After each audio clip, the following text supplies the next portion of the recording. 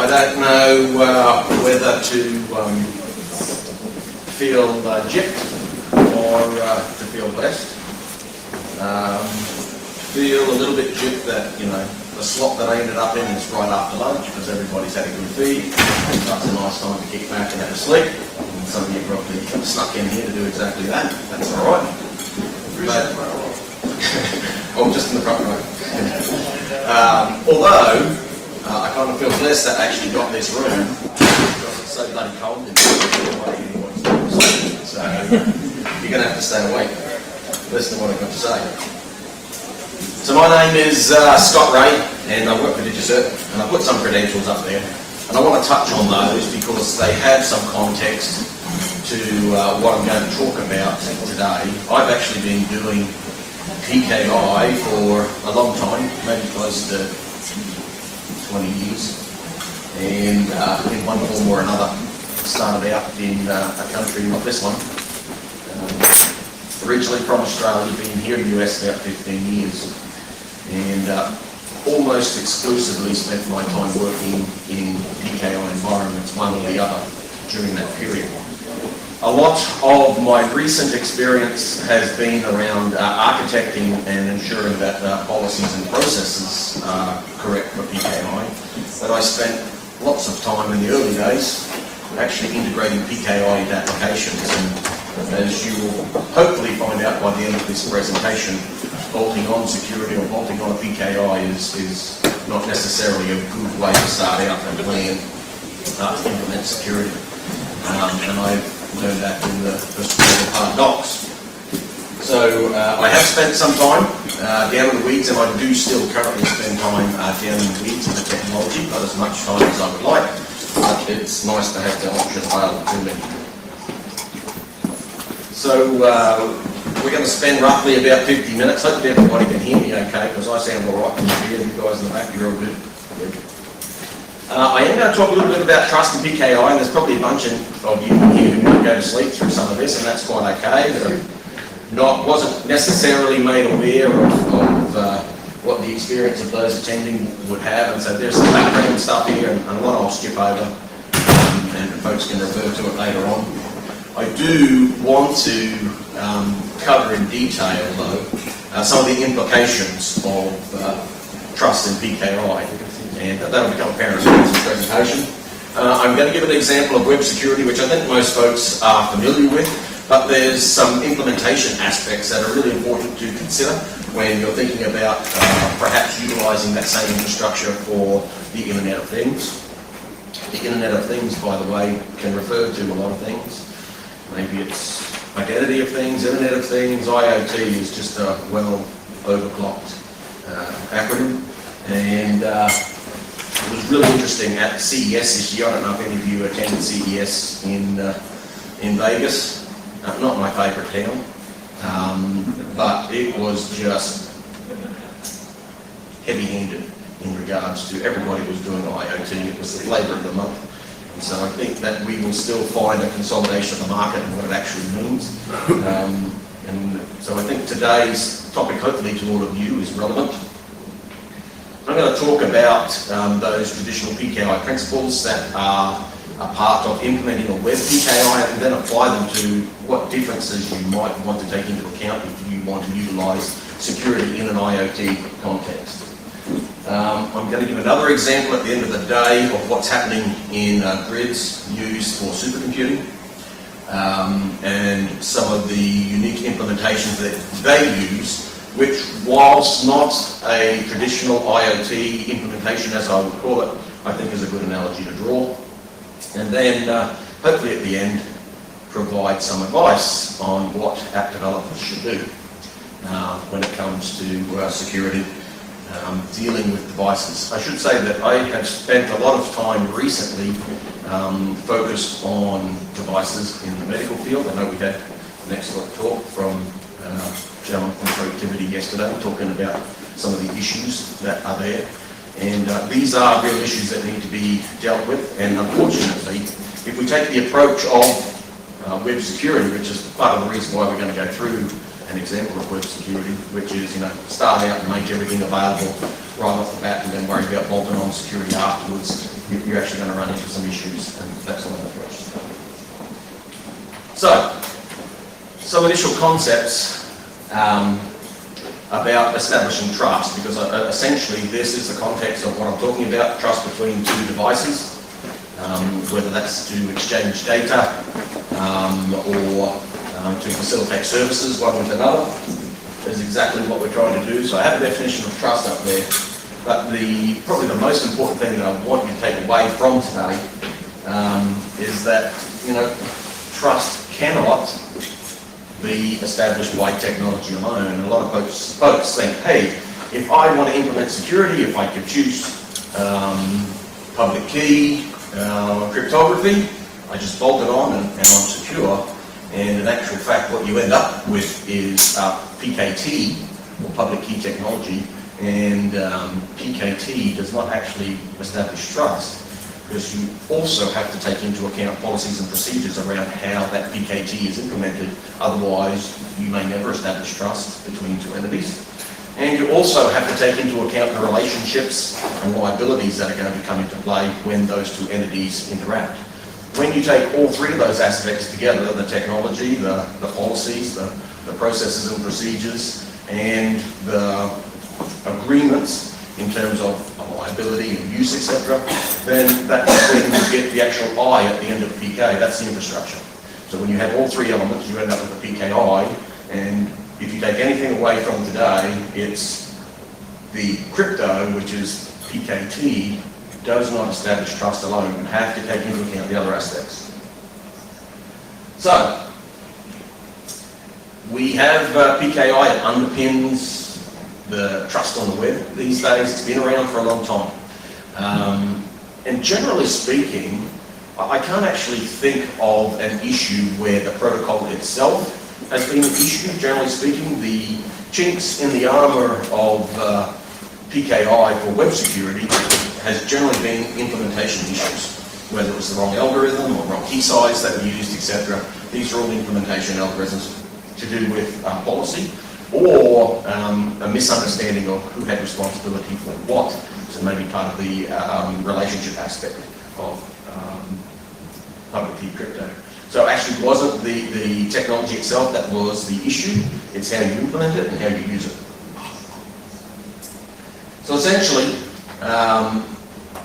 what is PKI? It really includes those three elements that I mentioned, and generally there's a number of services that you want to get out of the infrastructure, and they are roughly categorized into this triangle here, the CIA triangle. No, it's not an acronym or a US federal agency, but it really is about confidentiality, ensuring that one device to another does not reveal, or transition from one device to another does not reveal anything that it shouldn't.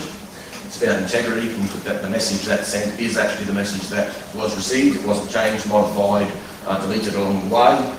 And it's about access control, that those that should have access to those resources are actually granted access to those resources. And a key element of that is actually identity. So identifying who the players are, the actors are in the infrastructure that's been set up.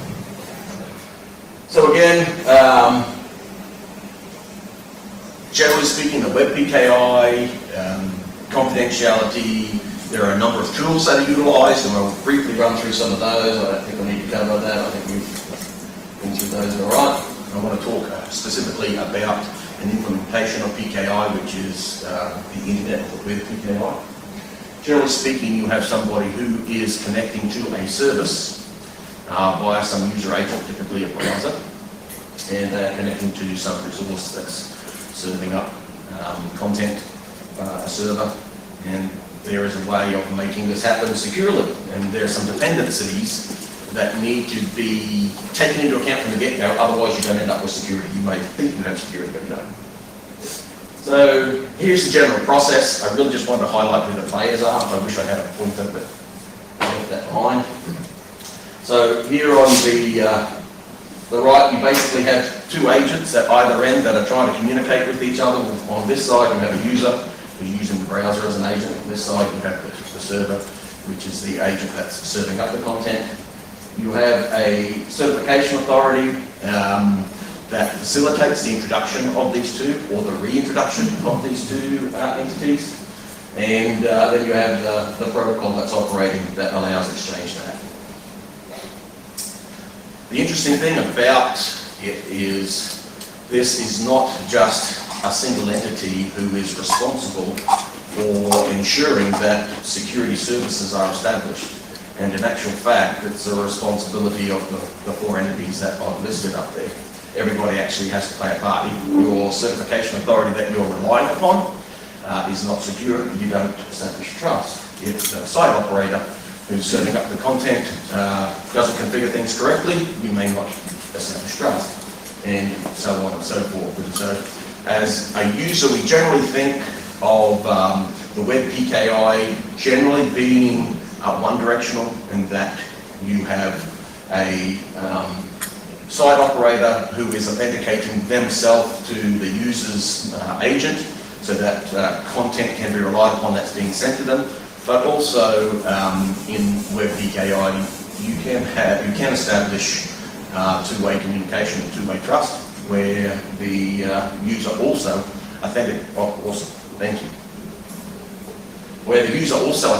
themselves to the service. And in that case, you actually have both parties authenticated and trust operating in both directions. That is also a mode that operates, although in the traditional sense of web PKI, it's usually one direction. I'm not going to cover what is a certification authority. Hopefully everybody in here knows what one of those does. But I think it is important to briefly touch on what the responsibilities of the certification authority is, because as I mentioned earlier, if that CA is not implemented correctly or not operating in accordance with policies, then you actually will not establish trust, and so it's a key component. So number one, some key elements, because we're going to generalise some of these elements and talk about how they can be utilised or how the web PKI applies to IoT. You have roots of trust that get established in some user agent or on the server side, in the operating system, etc. That's a key element of trust. Those are actually distributed. So if you're an app developer, that's analogous to you have to have some way of establishing your roots of trust in your app. Whether you intend to rely upon the underlying operating system, there are some potholes to consider when taking that approach, or whether you want to manage that yourself is a consideration that you have to take into account. Generally speaking, the web PKI, you actually have a rigorous third-party audit of operations and policy. This is a key element of establishing trust, especially for parties that are previously unknown to each other. And the key element in the technology is protecting those private keys. Again, I don't have to go into the details of its public key technology. Cryptography, you have two keys. One you make as public as possible and put that in a certificate and distribute it as broadly as possible. But the private key has to be protected, because essentially that is the crown jewels of establishing the security. If they get compromised or have access in any way, you've actually lost trust. So generally speaking, an application will have some type of trusted root store that has to be managed over a lifetime, and generally it's not static. So if you're going to implement this yourself in your app, you have to have some way and process for keeping that updated and maintained over time based on feedback in the community about the trustworthiness of the CAs that you trust.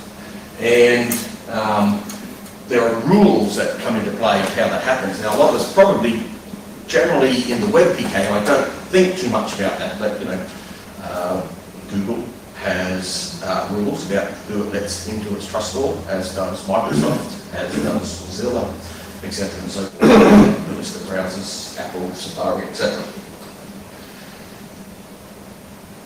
So a certification authority, when it's going to be part of this web PKI, is going to establish some bona fides about the entities that are in play. It could be about the user themselves, identifying the user, but typically in the one-way process, it's about the server that the user is going to be connected to. And there are different levels at which this can be done, and we know this in browsers, for instance. There's generally 3 levels that I refer to. Most people only refer to, but there's 3 levels. There's DV, which is domain validated, which basically means someone paid a little bit of money and got a name and a in the registry, and someone ping that registry and says, yep, it's active, and that's it. Then there are further controls about validating who actually stands behind that entity that did that registration, all the way up to extended validation, which changes the UI in the browser. I bring that up because if you're going to implement something in your app, then you may want to consider that there are different levels of assurance in the types of credentials that are issued by a CA, and you may want to have the flexibility in your app of identifying the differences between them. There are various roles that come into play when you're establishing this trust. You know, the CA is going to provide certificates that are those trusted routes, and there is going to be a chain up to those of this, in the browsers, so that's a relationship between the CA and the browsers. They're going to verify the subject, as I said, and then the site operators have some things that they need to do. They actually have to generate these key pairs securely, and they have to provide that security to the CA so that there's a binding between identity and keys. That's essentially what a CA does. And they have to, potentially, if they want two-way communications, provide a way of requesting certificates from whoever's going to authenticate, etc. And the user, they go to the HTTPS site, and if they get that little lock signal, they can generally know that they are trusted. Although, as we've heard at various other presentations throughout this, depending on the quality of the UI, that might not also be the case.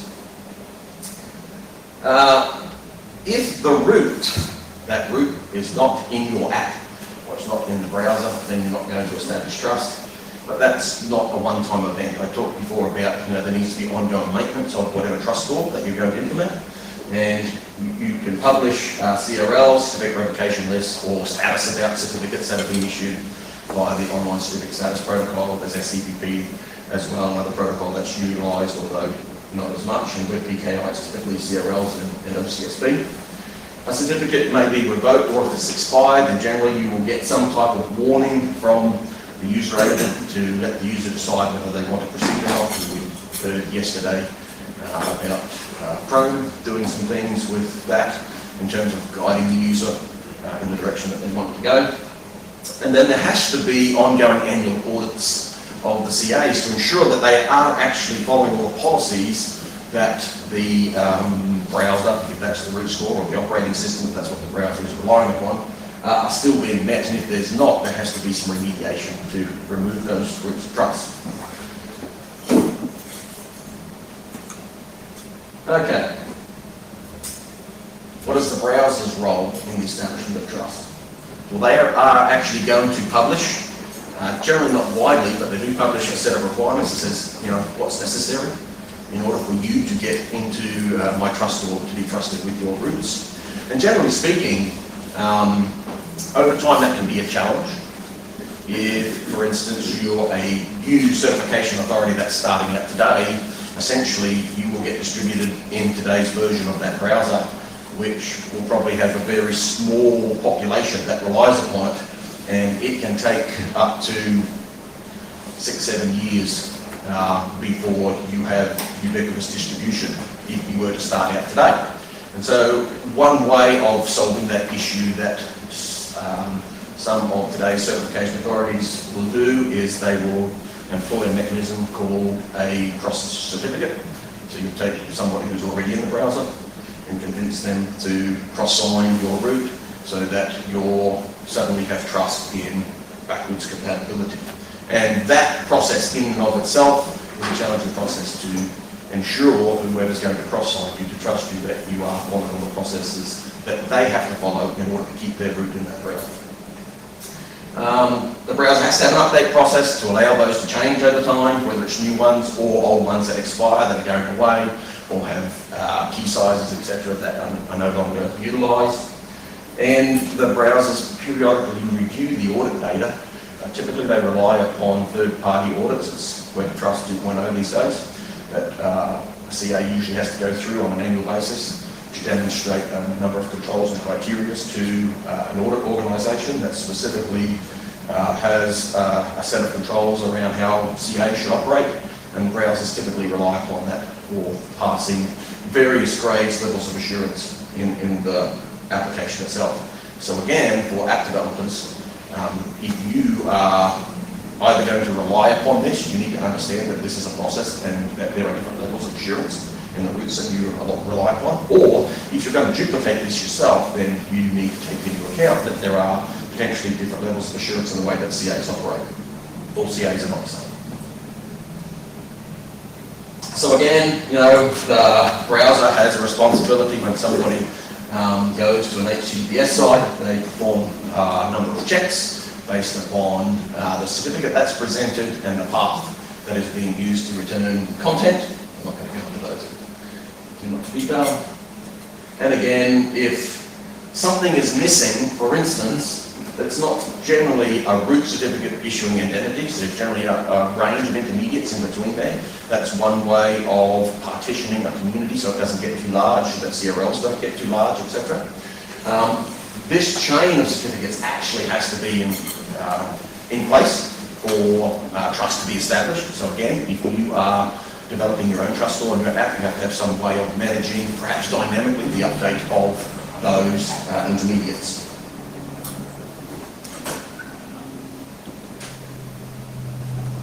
The site operator has a number of responsibilities, and if the site operator does not do this, then you may not establish trust. Keeping in mind that in the case of if you're building an app that allows two devices to exchange information, one of those devices may be the equivalent of a site operator, so you've got to take into account the way in which your devices connect, who controls those devices, and there may be some configuration items in those devices that are going to determine whether you actually end up with a trusted exchange of data or not. In the terms of Web PKI, there are a number of things the site operator must do in terms of keys, in terms of registering with the DNS, etc., where their server is going to be serving up content from, and they have to choose a CA that's trusted in a set of browsers that they want to be compatible with for their users. And there are different certificate types, so they have to make a decision about what level of assurance they want in terms of the connection that's going to be established. They also have to monitor their site and make sure that if there are changes to their security that they reflect that appropriately. Otherwise, they won't necessarily, even if they have a secure connection, you may not establish trust with your set of users. And there are controls typically placed in the certificate that is served up for the site that says how long the key can be used and what it could be used for. So if you're an app developer, you need to consider in advance what type of services you want to enable, and therefore what is the configuration of the certificates that are going to be relied upon. There are timeouts that need to be considered, etc. What is the user going to do?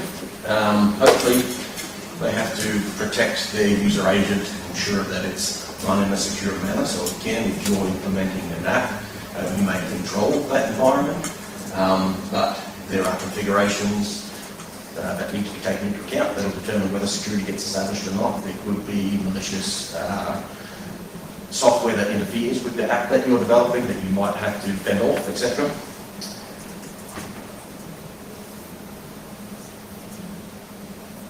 There are exceptions that you can make. The user may be able to configure, you may have the browser that makes a decision about who they want to trust, but the browser might also allow the user to configure their own routes to trust, which might compromise your trust model that you're intending to rely upon.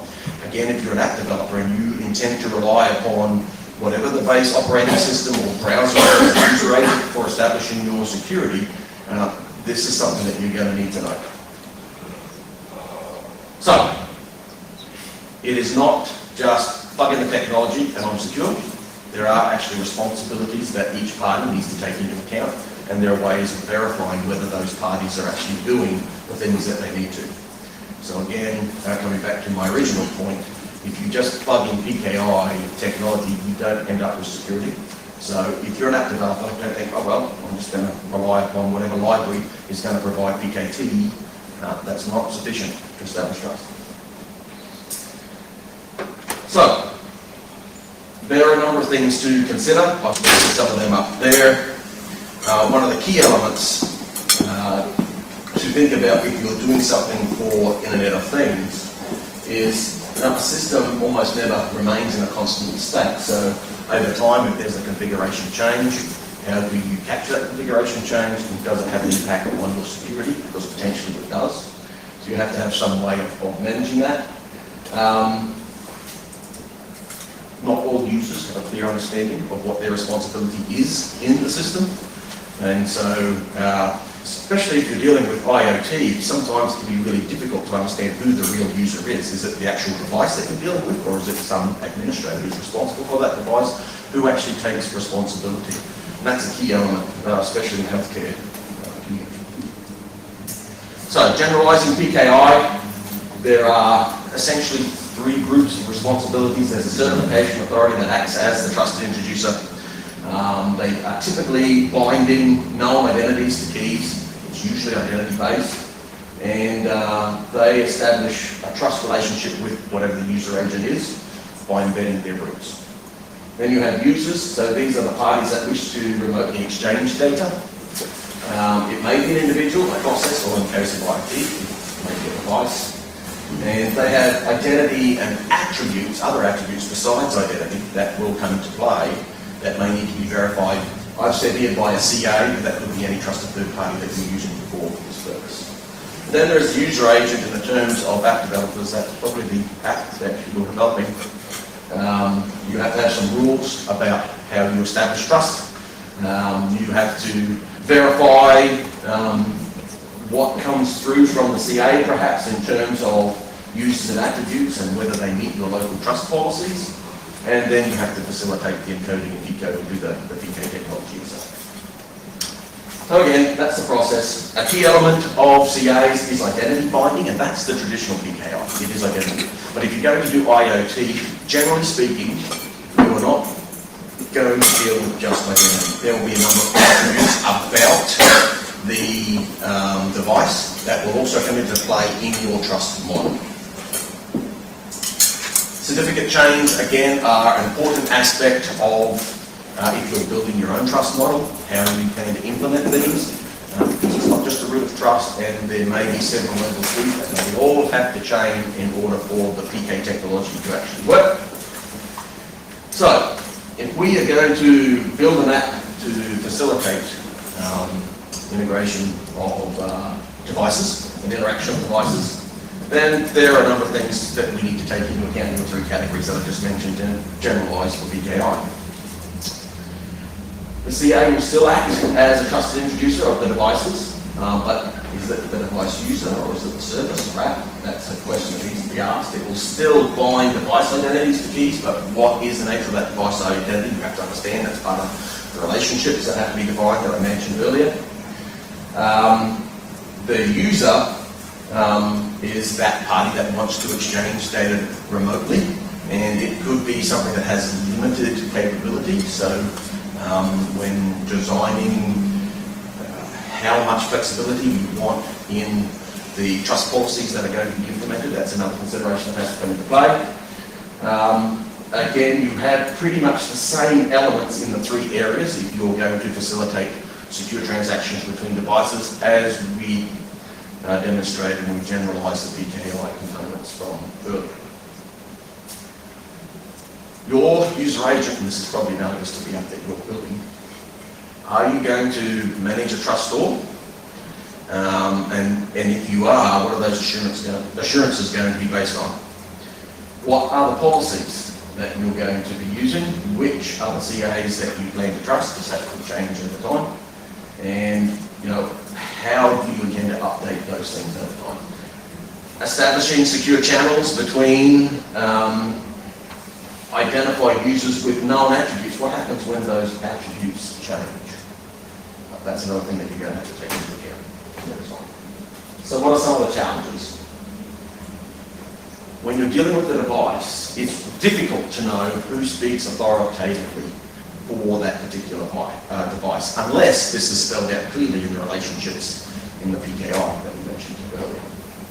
How does a CA or some other authority verify the authenticity of the relationship of maybe an administrator to the device itself? And what happens when that responsibility changes. So, you know, if I have a fridge that's connected to the internet and it's sending my grocery order off to Costco every week, then if I sell that fridge on Craigslist, how do I tell Costco not to bill me for the next customer's order? These are some of the challenges that get faced. These are some of the attributes that need to be managed when you're dealing with devices.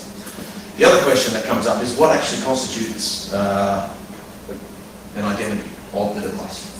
Is it just a unique identifier associated with the device? And is that sufficient to enable the authorizations? Using the example that I said of the fridge, what happens when those permissions need to change from one user to the other? Who is authoritative to say that I now sold this on Craigslist? How do we convey that information? That needs to be built into what infrastructure you utilise to manage trust. Devices whose attributes change over time. So it might be a physical device. That physical device identity might not change, but if it's moved to a different segment of the network, then it might need to be treated differently. So that's another consideration that needs to come into play. And generally speaking, if you have some unique identifier that's linked to the device over its entire lifetime, as it moves and plays different roles or has different configurations within the system, then there are typically a different set of permissions that need to be managed. And generally speaking, that set of permissions is not in sync with the time period for the lifetime of, you know, an identity credential that might be issued. Identity credentials are typically issued long-term. When I say long-term, maybe 1 to 5 years, sometimes up to 20 years in terms of device identity. But the role that that device plays changes during that time. And so utilising the identity certificate to identify or do the authorization for the change in roles is not a practical thing to do. So you need some other mechanism to manage the attributes about that identity when it comes to devices. So, there are essentially 3 ways that you could potentially manage those attributes, and I've listed those up here. You can have some type of local database. Generally that does not scale because there's an issue with how does the authority know and you as the app developer know which set of databases to rely upon, and they don't necessarily scale too well. You could use something like attribute certificates, that's RFC 3820, which is a great way actually of doing delegation with identities.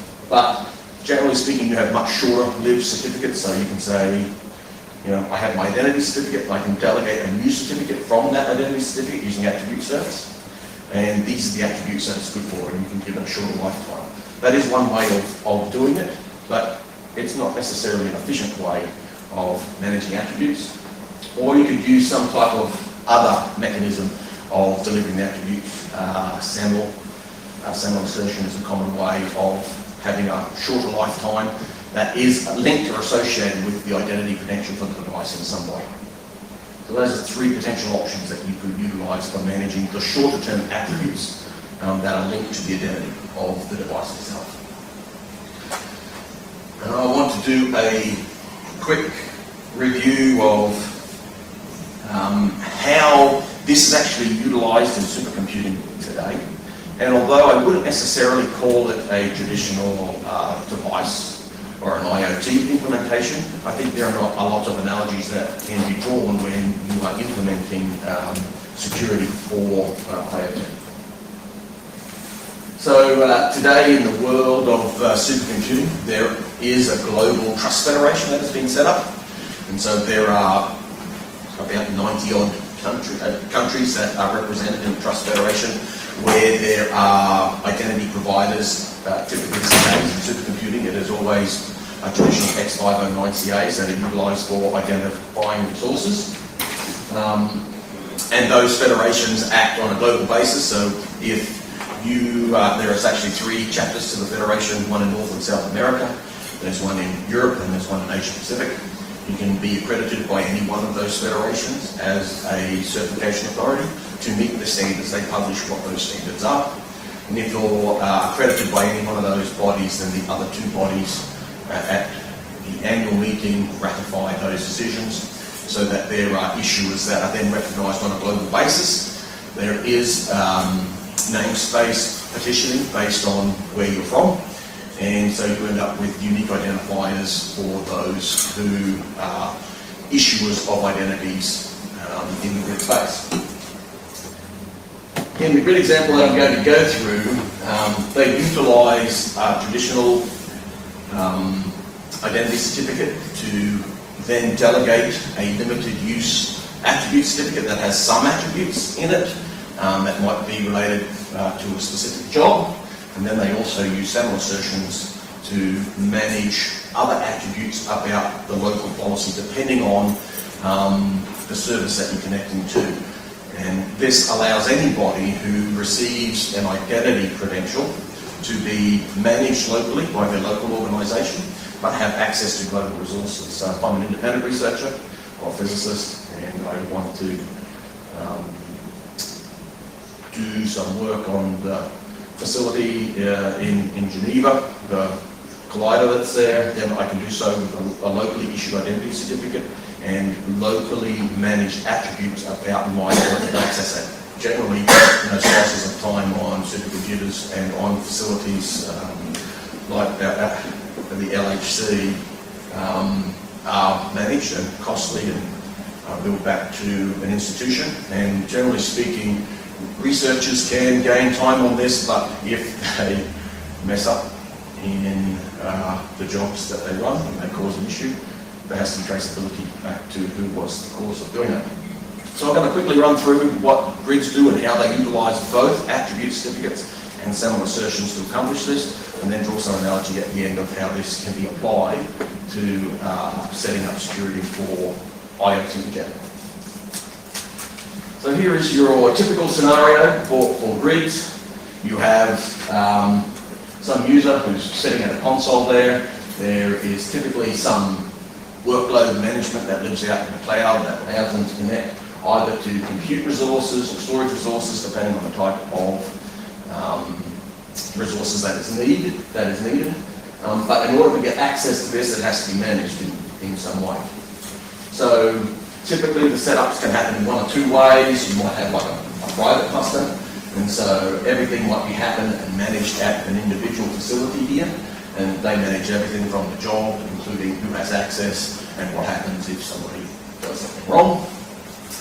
Or you might have some type of cloud example where there is some distributed virtual management interface that allows you to connect and access a range of resources, whether they're compute or data-driven. And either way, you have typically some type of local organisation in the grid space they call virtual organisation. So that's a local authorisation aspect, and that's where attributes about you and what you can do are going to actually be aggregated. So, in the grid example, they have more than one administrator at the moment, because this could be anywhere in the world. There's more than one service provider, again, it could be anywhere in the world. There's lots of users doing lots of different transactions. There are different authorities that are trusted, about 90 odd that I mentioned for ITTF, but they have a single operating instance across the entire world. And so they all need to be able to work together, utilising local authorizations, global identity infrastructure, and they actually managed to make that work pretty well. So, one of the things that they have to accommodate is that the assertions about what you're allowed to do in the grid space might come from multiple sources, and they can be controlled locally. They need to accommodate delegation. Typically speaking, they are using attribute certificates to do that. That's historical, because the access to run grid jobs again is X509 based. But they then have to understand that you might not necessarily have some virtual organisation that manages that for you, and so you have to still cater for individuals in some way, and that all of these different resource providers have to understand that not everybody has implemented their trust the same, and you have different levels of assurance in either the identity of the researcher that is connecting or in the attributes about what they're allowed to do. These are all considerations if you're building your own app, for instance, that you would also need to take into account. So, here's your typical example. You have a home organisation There's some identity authority that does the identifying in the home organisation. It's local, and therefore you typically in the grid sense you actually do in-person photo-based identification to prove who you are. That's generally a high-level assurance on NIST 800-63 scale. It's about level 3. You have some virtual organisation that you register what this individual is able to do. There's some access control, and then you run through the resource managers that has to pass all that information and decide whether this individual can run this job in this particular time frame. One of the things that the grid example does really well in delegating rights and privileges for a user is they take their long-term identity credential and they create a delegation certificate which is short-lived. So you can assign a whole lot of privileges to the short-lived that you wouldn't want to assign long-term. That reduces your risk. And then you have some resource broker that then has to interpret a set of rights that might be provided by the local organisation as well. And generally speaking, in the grid example, they are doing the delegation through proxy certificates, as I mentioned earlier, and then using SAML assertions for the local attributes to be managed. So the VOs, the virtual organisation, is the directory of members, groups, roles and attributes, and that can be implemented in one of 3 ways. You can have something that's relatively static and passed out of band, not very flexible. You could have something that's downloaded in advance from some directory. Again, the update of the directory, you don't necessarily have up-to-date information based on how often that update has happened. Or you can use bombs, which is the method that I was mentioning, where you have SAML assertions, and those can be granted in real time and can be updated on the fly if needed. So bombs is an example of one way if you are building an application. This is a prototype of what you might want to use if you're going to manage both identity about a device, an IoT, and attributes that need to be managed at different points of time for that device. So the authorization flow is fairly simple.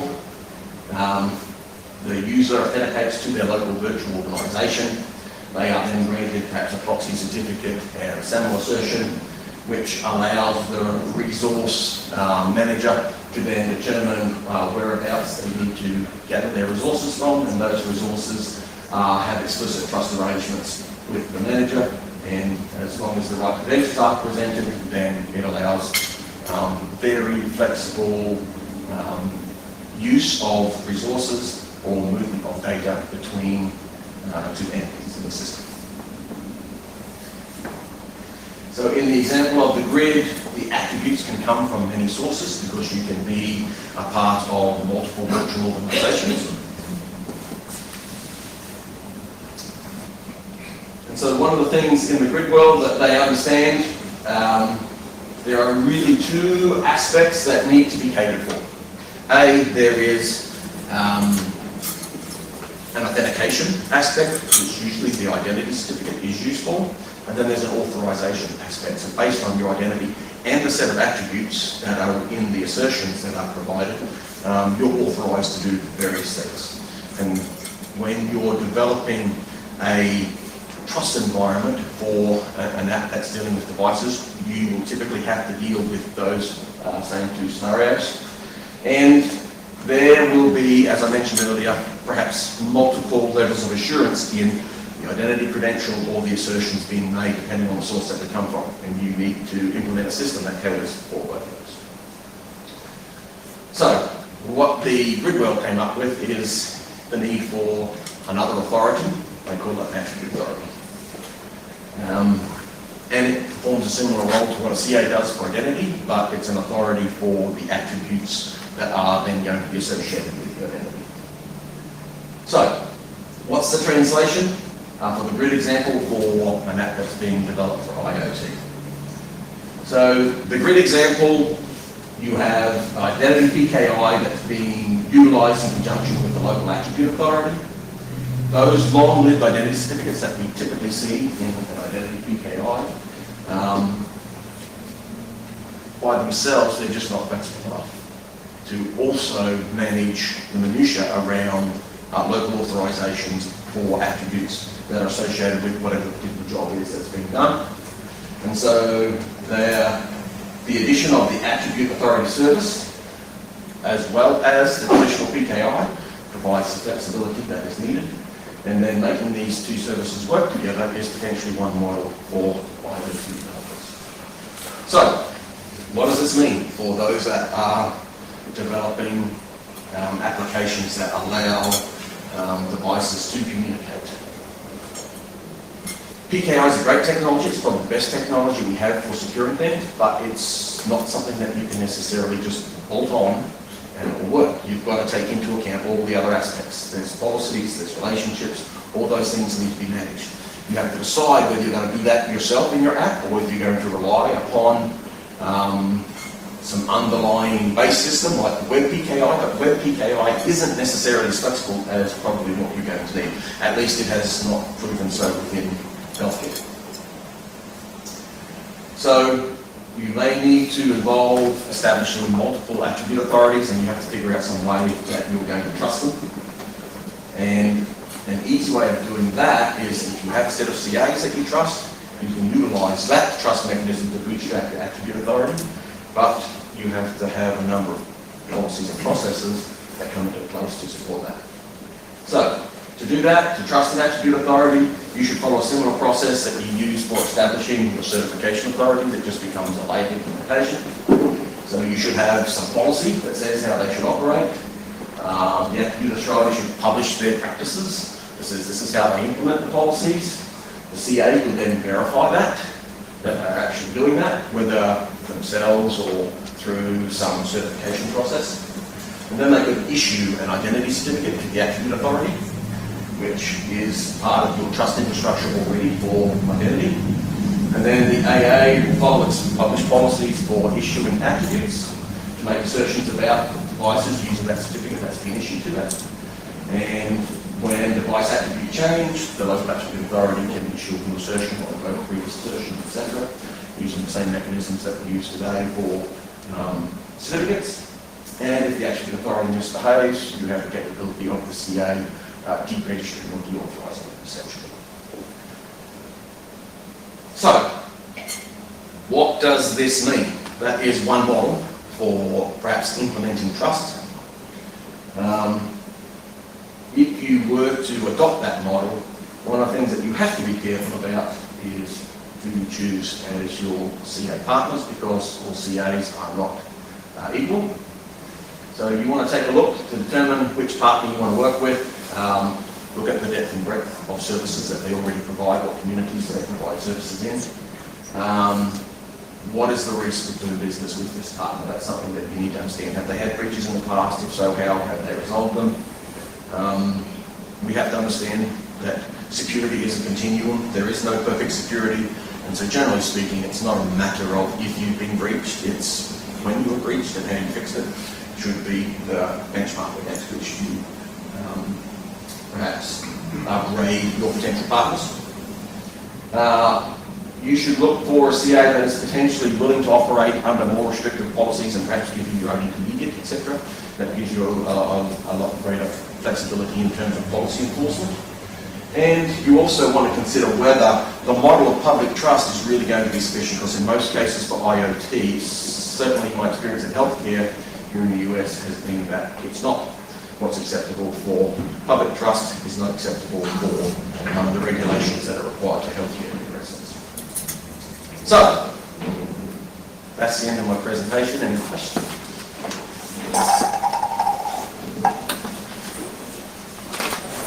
So, in the industrial space or the medical space, say you have a plant or a factory and you've got little sensors everywhere, hundreds of them. They're all using IoT, they call them Internet of Things, and they're all talking to each other. So you're saying that there would be a certificate of authority and that will filter out all these devices. All these devices would then be in constant communication with that. They could be. So typically the way that you would do that is that you would have some mechanism for identifying the devices, which would be perhaps a long-term identifier about the device itself. But that local context, the manufacturing context perhaps that we're talking about, where all the sensors are located, then there should be actually some local authority there in the analogy of the grid space. It would be a virtual organisation, but in this it's a manufacturing organisation itself that should have an executive authority that operates, that can then make more granular determinations about what device will have what permissions in what context. So that attribute authority would also rely upon the certification authority for bootstrapping its trust. It would actually then further petition the trust mechanism for those individual devices that are communicating with each other, so that you can change how you trust them based on if their configuration changed, if their location changed, if their ownership changed. You can't do that very well with just the identity certificate, because typically it's long lifetime, and the CA would have a hard time being able to go into your local implementation and being able to say, oh, when this little thing changed, I need to reissue the certificate. It becomes cost prohibitive. But an attribute authority, which is local, which has local knowledge, can issue assertions that fulfills that capability and can revoke those if it changes, and it uses the trust of the CA to do that. Okay, so for instance, let's say Bluetooth low energy, so that's really good for sensors. These are really stupid devices, you know. They have a 128-bit UUID, which 32 bits is real, and they have a shared key. And so one of the problems with low-power Bluetooth is how you establish the shared key. Once they connect, that's how they talk to each other with this puny little shared key, but at least it's a shared key, not some solution. And so if you're using a certificate of authority, something like that's actually a good idea. You know, it seems like that maps pretty well in determining with the shared key. Am I right on that? It does. So it also depends, though, what your local context is, because the problem with the shared key is actually, distribution of the key. When you add some new device, how does it know the shared key? And if the shared key gets compromised, everything in your system is compromised. So it's actually each device has a separate shared key with its controlling host. Yes. And so in actual fact, in today, in smart grid applications that manage the delivery of electricity, etc., there are some smart meters that do exactly that. They're not actually running a traditional PKI, they just do key management on a local basis. And so each device has its own unique key that is managed by the local equivalent of an attribute authority, if you like. So it gets registered, and there are just keys. There's no actual certificate that's actually used. In the case of the Zigbee devices, it's Certicom who's actually running the back end of that. So they are low-powered devices, and utilising something like elliptic curve helps in keeping the key size down, helps in making that all manageable. But in that particular case, they aren't actually using certificates, they are actually just using raw keys. An advantage of certificates over raw keys is it makes it easy to manage and revoke them over time if you need to. Otherwise, than having to go out and touch the device if something bad happens is a problem. It's far better if you have some mechanism of an asymmetric key that allows you to update the symmetric key that you're going to use in trust. The key issue with that, which kind of uses PKI is kind of novel, actually kind of cool, is, if you have a large number of IoT devices, let's say low-power Bluetooth devices, they're all, you do need to be able to revoke certificates and things. That actually is a very legitimate concern. However, the devices are really stupid. Also, so it means that the computation side on that sensor is very limited. Yeah, so like elliptic curve photography, which I'm familiar with for media things, is probably beyond the capacity of a lot of these sensor devices.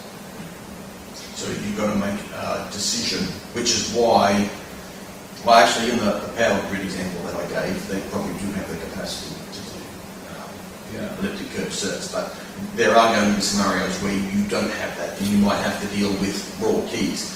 But the problem with raw keys is that you don't have any central mechanism to do revocation if you need to.